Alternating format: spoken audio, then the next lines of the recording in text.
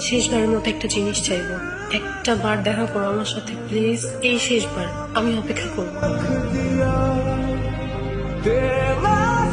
একটা কথাও কি বলবো না আমার সাথে?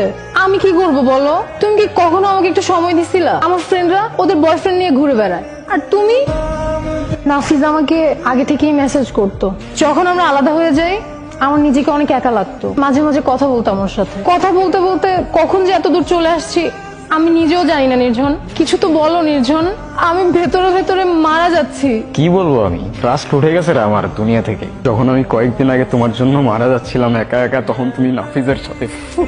কারে বিশ্বাস করবো? এটা তো আমি আমার ভাই ভাবতাম। আর 10টা ছেলের মতো লাইফ না আমার।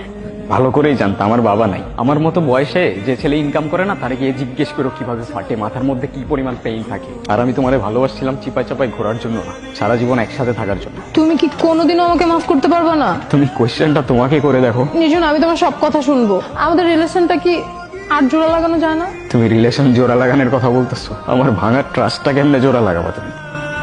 আমি সরি, আমার এখন এখান থেকে চলে যেতে হবে। আমি তোমাদের সহ্য করতে পারতেছি না।